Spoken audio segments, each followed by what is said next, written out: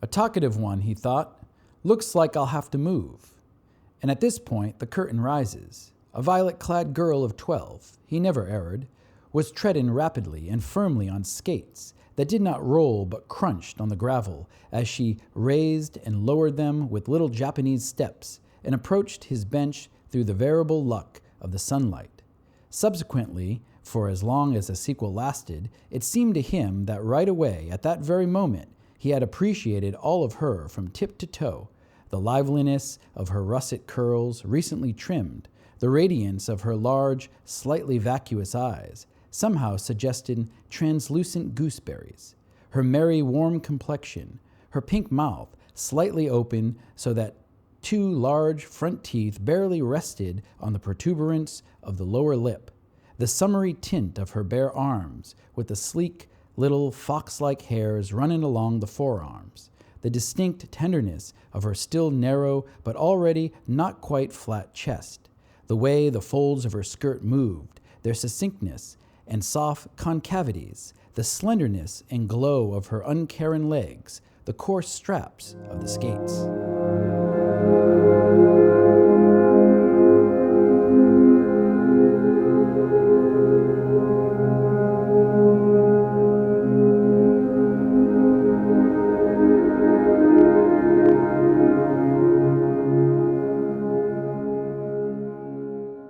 Welcome to Positive Read-Ins. Please support the channel and check out new literature by getting your copy of Commuting. You can link to it in the description. It'd be greatly appreciated. Thank you. The excerpt that I read came from Vladimir Nabokov's The Enchanter. This is a novella, or really maybe just a long short story. It's about 58 pages long. It was published in 1939. And in many ways, this is the precursor to Nabokov's far more famous novel, Lolita. It essentially has the same scenario. There is a middle-aged, well-to-do bachelor who marries a woman who is older, a widow, and unhealthy, and he marries her specifically because he wants to be close to her daughter. And eventually she dies, and he gets his wish, and it goes horribly wrong from there. In Lolita, it ends in, if my memory serves me correctly, it ends with Humbert being on trial. The whole book is him writing about what has happened. In this novella, it ends with the narrator's death. This is not the first time, or I should say this work here is not the first time that Nabokov has written about this topic. He had a short story some years earlier, 1926, called A Nursery Tale, which is essentially about a guy, again a bachelor, younger bachelor, who meets the devil, and the devil is aware that he, as he walks around town, the character picks up imaginatively different women to be in his harem, and the devil allows him to do this for real. The only catch is he has to have an odd number, and unfortunately for him, he gets an even number because the last person he picked was actually the first, and it was also a young girl. So Nabokov is interested in writing about these types of characters, about pedophilia, an uncomfortable topic like this, which leads to the question is why? Why does he write about this? In some ways, I think he just wants to bring us into a complex mind, into topics that are difficult to talk about or to read about. I recall what Louis C.K., someone who also makes a lot of jokes about pedophilia, what he said about when he is doing a stand-up routine, he can tell that his audience is uncomfortable, but by facing this thing that they're uncomfortable with, they suddenly feel relieved. They suddenly feel like they can kind of unburden themselves with this. Maybe this is the catharsis that Aristotle talked about. So I think maybe Nabokov has a weird interest in this topic, or a strange interest in young girls, but I also think he's more interested in bringing us to these places that we wouldn't normally go unless we were picking up a well-written, interesting book. And by doing that, we come out of it stronger, perhaps, wiser, hopefully, and we're entertained in the meantime. So the first part I wanted to read here, besides that first part that I opened with, that was the first time this unnamed narrator sees the girl. So the narrator every day goes to this park, and when at first when he said, "Oh, a talker, I better move," he's talking about the mother, or no, not the mother, her friend. He meets the mother after, and but then he keeps coming because, as he says, the curtain rises. He sees this young girl. So we get a few descriptions of this. So the next one that I thought is important and interesting, he says here, she was clattering across the asphalt amid the others, leaning well forward and rhythmically swinging her relaxed arms, hurtling past with confident speed. So he's talking about the girl on skates again. She turned deftly, and her thigh was bared by the flip of her skirt. Then her dress clung so closely and back that it outlined a small cleft as, with a barely perceptible undulation of her calves, she rolled slowly backward. Was it concupiscence, this torment he experienced as he consumed her with his eyes, marveling at her flushed face, at the compactness and perfection of her every movement, particularly when, having barely frozen motionless, she dashed off again, pumping swiftly with her prominent knees? Or else was it the anguish that always accompanied his hopeless yearning to extract something from beauty, to hold it still for an instant, to do something with it, no matter what, provided there were some kind of contact that somehow, no matter how, could quench that yearning? Why puzzle over it? She'd gather speed again and vanish, and tomorrow a different one would flash by, and thus, in succession of disappearances, his life would pass. So in this is a third-person narration, as you could hear, but it's very close to this narrator, so it comes across as a first person at times, and we get this character again just watching this girl, but he's reflective, he's aware of what's going on, so he's questioning, is this concupiscence, this like desire, this sexual desire that I have, is that why I'm watching her, or is it something kind of higher, I won't say nobler, but something beyond desires, as he says here. So is he experiencing this anguish because it's this hopeless desire? He doesn't say desire, but a hopeless urge to extract something from beauty. We're not really sure what that means, and essentially she's just going to pass through his life, but another one will come. So the implication here is this is an experience this man has had many times. He's often out watching these young beauties, and they kind of pass in and out of his life. And like that, their disappearances, his life also passes, except for today. Today's a different day. He's going to end up making this connection with the mother, and obviously the story unfolds from there. So, but this is that moment we get to see somewhat of, it's a bit murky, but what his motives are. Yes, base desire, but he would like to believe that there's some higher purpose to this, some higher urge to capture, extract beauty. And as he says here, he consumed her with his eyes. So, he's very deliberate in the word choices here. He's aware of his monstrousness. And this isn't the only place where he reflects on that. There's another one later, which we'll look at. As I've said, this is a short work of fiction, really a long, short story. So it moves quickly. So by the time we get to page 29, the narrator has already married the mother. This is kind of his first night with her. The daughter has been sent away because the mother is sick and she doesn't want to have the noisy children around. So obviously the narrator's not happy about this, but he's willing to cope because he thinks in the long run, or he's hoping in the long run, he will get his wish. So this first night, we have some dark comedy here. So he says, judging by the tone that the person, he found the appellation wife inapplicable to her, used to emphasize how it was generally more convenient to sleep in separate rooms. He did not argue. And how she herself, incidentally, was accustomed to sleeping alone. He let it go by. So lots of parenthetical information throughout his writing. This is very much Nabokov's style, at least in this work. He could not avoid the conclusion that very night he was expected to be instrumental in the first infraction of that habit. So the habit is that his new wife is telling him that normally she would sleep separately from her husband.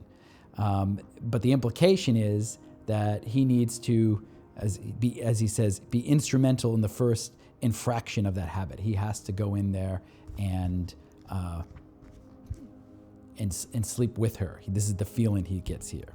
As the murk gradually thickened outside the window, and he felt increasingly foolish sitting next to her couch in the parlor, wordlessly compressing or applying to his tense jowl her ominously obedient hand, with bluish freckles on its glossy back, not a very appealing hand, he perceived ever more clearly that the moment of reckoning had arrived, that now no escape remained from what he had of course long foreseen, but without giving it much thought.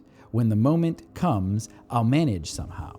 Now that moment was knocking at the door, and it was perfectly clear that he, little Gulliver, would be physically unable to tackle those broad bones, those multiple caverns, the bulky velvet, the formless ankle bones, the repulsively listing conformation of her ponderous pelvis, not to mention the rancid emanations of her wilted skin, and the as yet undisclosed miracles of surgery. Here, his imagination was left hanging on barbed wire. So I find this description quite funny. It's, of course, it's not very flattering or generous for the wife, but it really captures his kind of repulsiveness that he's thinking of as he's imagining that he's going to have to consummate his relationship with his new wife, who, of course, he does not really love. And it ends there, right, with his imagination was left hanging on barbed wire, right? That's kind of a surrealist image, which we have lots of in this work, or in Nabokov's work in general. But yeah, so he's kind of, it's forbidden or implied here that these what he's imagining is unpleasant, and he's almost repulsed by the imagination. He's stuck in these images. That's what that barbed wire is doing. And so he eventually decides to leave, to go out for a walk. That's his plan. And she says, "Just don't be long. I go to bed early and don't like being awakened," she answered, letting down her freshly waved hair and tapping the top bottom of his waistcoat with her fingernail. Then she gave him a little shove, and he realized that the invitation was not declinable, right? So he can't get out of this. He's realizing. And then as he's out walking around, he decides that he starts thinking about maybe he would poison her. This is what he's considering. On the other hand, he continued mentally, under the impression that he was still pursuing the same sober line of reasoning, and not noticing that a banished barefoot creature had returned by the back door. How simple it would be if Mummy were to die tomorrow. So he's hoping, wouldn't life be easy if she would just die? But no, she's in no hurry. She has sunk her teeth into life and will hang on. And what do I stand to gain if she takes her time dying? And what arrives for her funeral will be a touch-me-not of 16 or a stranger of 20. So again, everything this character sees is through this prism of his obsession, which is of the young girl, right? So, and he realizes that the wife might not die, the mother might not die, or she might take some time to die because she doesn't want to die, of course. And what's going to arrive to her funeral but this touch-me-not of 16 or a stranger of 20. This older girl who has no interest in him. Not that she has any interest in him now, but he believes he can cultivate that interest. So this is the kind of demented thought process we get brought into. And for that alone, I think it makes this book worth reading, because we get this access to this kind of creepy, demented mind. Coming back from his walk, the wife is actually sick. She eventually goes to the hospital, has to have surgery. It seems like she's going to recover, but then she doesn't. So by the time we get to, just a few, maybe 10 pages later, she has died, and he's going to go and finally get what he wants, pick up the daughter. And there's an interesting scene here. He's on the bus, he's on the train, and he's imagining what's going to, this future that he's going to have. So his obsession is driving him to imagine the future. And he says, "We shall live far away, now in the hills, now by the sea, in a hothouse, warmth where savage-like nudity will automatically become habitual, perfectly alone, no servants, seeing no one, just the two of us, in an eternal nursery." And I think the eternal nursery there, this references that title of that short story, A Nursery Tale. So there's some connection there about a nursery, kind of this place where time kind of is trapped, and that's almost what he wants to do with this girl. He wants to kind of trap her at 12. And thus, any remaining sense of shame will be dealt its final blow. There will be constant merriment, pranks, morning kisses, tussles on the shared bed, a single huge sponge, shedding its tears on 4 shoulders, squirting with laughter amid 4 legs, luxuriating in the concentrated rays of an eternal sun. He pondered the delicious alliance between premeditation and pure chance, the Edenic discoveries that awaited her, the way the amusing traits peculiar to bodies of different sex, seen at close range, would appear extraordinary, yet natural and homey to her, while the subtle distinctions of intricately refined passion would long remain for her but the alphabet of innocent caresses. She would be entertained only with storybook images. And these storybook images, this is his way of masking the kind of the sexual details that's actually driving him. So she would be entertained only with storybook images, the pet giant, a fairy tale forest, the sack with its treasure, and with the amusing consequences that would ensue when she inquisitively fingered the toy with her familiar but never tedious trick. So all of that, of course, is quite corruptible imagery there, but Nabokov is describing it in ways that are symbolic, and we have to figure out. But I think you can figure out what the pet giant and the sack with its treasure are. And then later he says he would hold back until the morning when, still laughing, she would hearken to her own responsiveness and, growing mute, demand that the search for the hidden musical string be made jointly. And again, I think this hidden musical string is another euphemism for an act of passion, say, or a corruptible act here, in that he's imagining she will do jointly. She will join him on this. And an interesting, I guess, detail in this. So as he's having this fantasy, It's so powerful, this fantasy that he's having. Shortly after, it says, the lady who had been sitting across from him for some reason suddenly got up and went into another compartment. He glanced at the blank face of his wristwatch. It wouldn't be long now. So this is just a little minor detail. The woman gets up and leaves, but I think the implication here is that she's aware of the bizarre thing that's going through his mind. She doesn't quite know what's going on here, but he's having these thoughts, and it's weird, and she wants to get away. So that's Nabokov's full of these little details like this that are easy to miss. Okay, that's strange. Why did that happen? Well, that's why, probably. The implication is she's connected in some way that even she doesn't realize. Eventually, they get to this hotel by themselves, and this is where the narrator's finally gotten everything he wants, and this is his downfall. He gets called out to go, I guess there's a police officer in town, so I mean, he's not in trouble, but there's a sense that, oh, maybe he's gonna get caught, but nothing like that happens.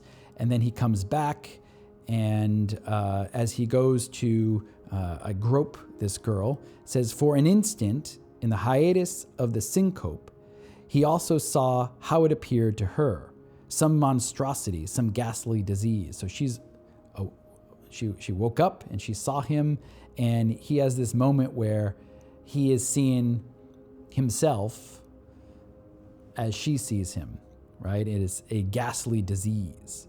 Or else she already knew, or it was all of that together. She was looking and screaming, but the enchanter, that's him, did not yet hear her screams.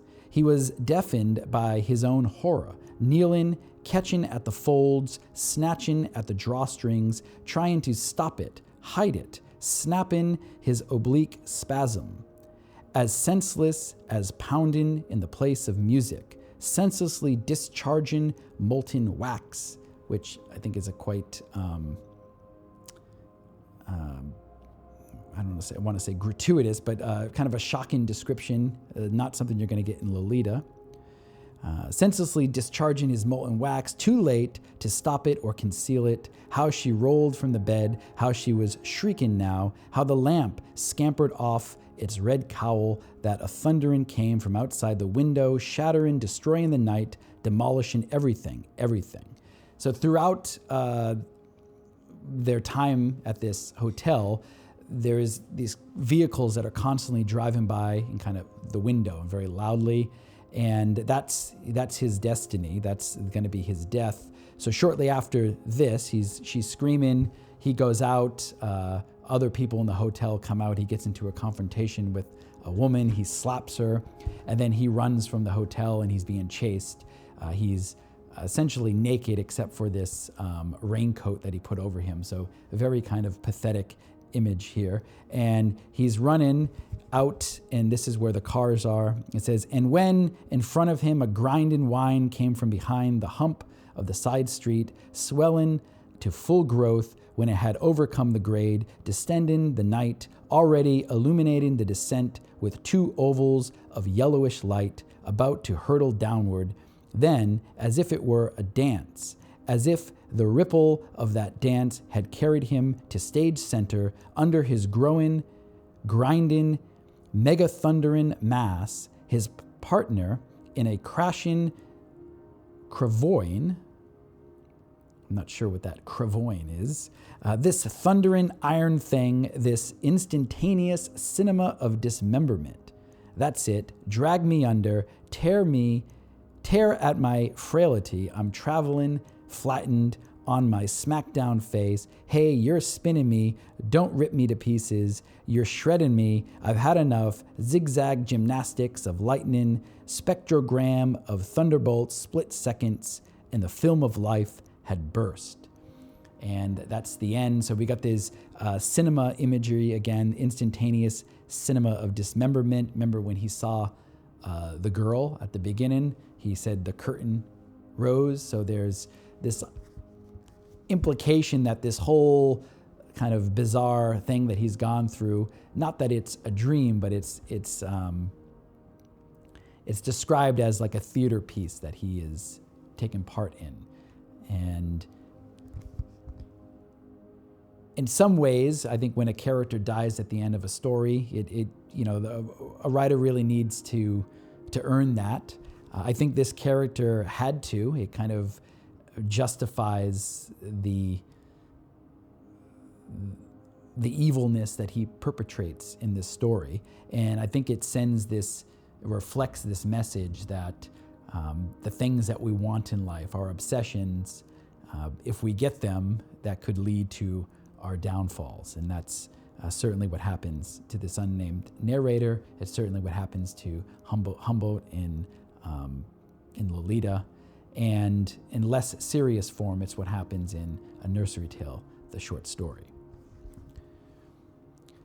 So the Enchanter, it's enchanting, but in a bizarre way. It's worth checking out, especially as the precursor to Lolita, which I hope to get to again soon. Thank you for watching.